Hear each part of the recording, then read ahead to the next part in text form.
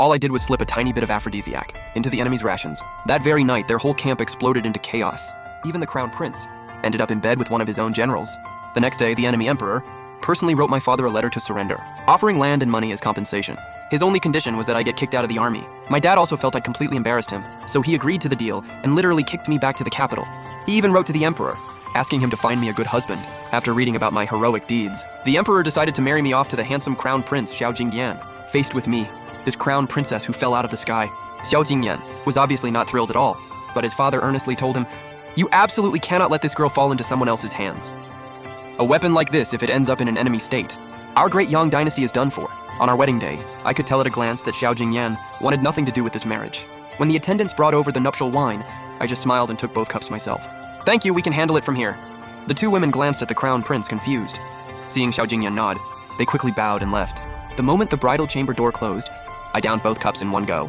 Ignoring Xiao Jingyan's stunned expression, I got up and poured myself another cup. "Your Highness want some?" He stared at me, dumbfounded, then awkwardly shook his head. I chugged the entire pot of wine before I finally felt a bit less thirsty. Xiao Jingyan watched me in a daze for a long time. "You do remember you got married today, right? That was our nuptial wine. Aren't you the one who doesn't want to marry me?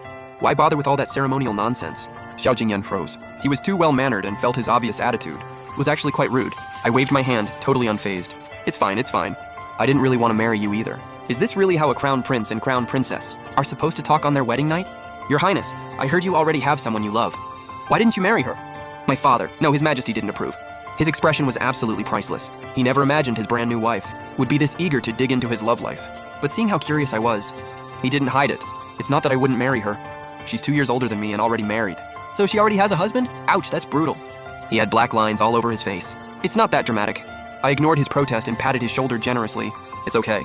Sure, we're married by imperial decree, but we can treat each other like bros first. I don't have many virtues, but I am loyal.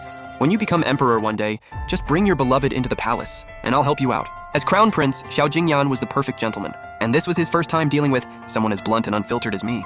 I just told you, she's already married. I was a little surprised, but very honest. Yeah, I heard you. Then just steal her into the palace. For the first time in his life, he truly understood what it meant for a scholar to meet a soldier. One look at his face and I knew exactly what he was thinking. Seriously, Your Highness, what's there to be shy about? Emperor Tang Ming Huang even stole his own daughter-in-law. Once you're emperor, why can't you do what you want? If you can't, what's the point of that throne? I could literally see the vein throbbing on his forehead. Clearly, he was struggling to handle a loose cannon like me. I scratched my chin awkwardly. I'm kidding. Or I could help you kidnap her, you know? At that point, he completely lost the will to continue this conversation and stood up to leave. I grabbed his sleeve. Hey, don't go. Just sleep here tonight. Make yourself at home. What I mean is, if you leave now, how are we supposed to explain it to His Majesty and the Empress tomorrow? We're brothers now. I promise I won't lay a finger on you. He looked up at the ceiling and sighed deeply, and in the end, stayed in the bridal chamber. On our wedding night, sharing the same bed, the poor crown prince felt like he'd stumbled into a BL drama. Unfortunately for him, his feelings didn't last long. Later that night, half asleep, I kicked him right off the bed. Early the next morning, we went into the palace to pay our respects to the Emperor and Empress. Seeing Xiao Jingyan constantly rubbing his lower back, their smiles turned interesting. His face looked absolutely miserable. When no one else was looking, he glared at me several times. Knowing I was in the wrong, I supported him as we walked out. Only we knew what really happened, but to outsiders, the scene was ridiculously intimate. Big brother Crown Prince just got married yesterday, and the Crown Princess is already clinging all over him. We followed the voice and looked over. It was the young girl we'd just seen in the Empress Dowager's palace. She'd been standing far away earlier, and the Empress Dowager didn't introduce her, so I had no idea who she was. But from that tone, she was clearly not a friend.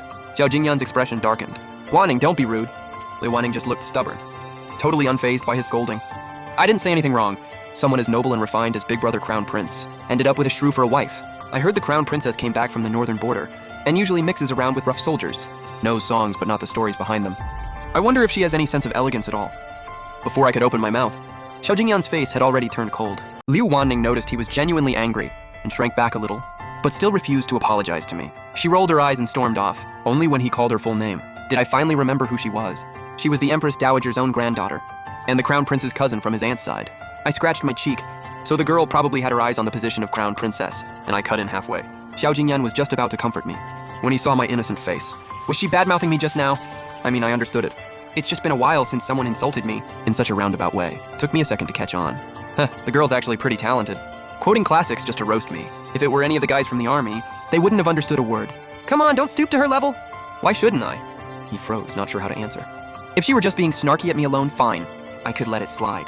But you heard it too. She was clearly looking down on all military officers.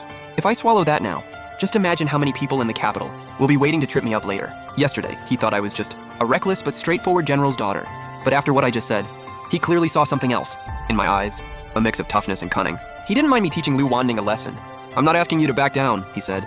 The Shen family are all generals. They don't care about gossip. But Wanning is my aunt's niece. My aunt can't step in herself. For something this small, there's no need to trouble your Shen family. And why would I need you to step in at all? So what are you gonna do? He asked. Obviously, blow the whole thing up and drag everyone into it. The next day, pretty much the whole capital had heard the story. A certain young lady looks down on all military officers, and even mocks the crown princess as some uncultured brute. The rumor hit like a tidal wave, and public opinion shoved Lu Wanning right to the center of the storm. The poor girl had zero experience dealing with this.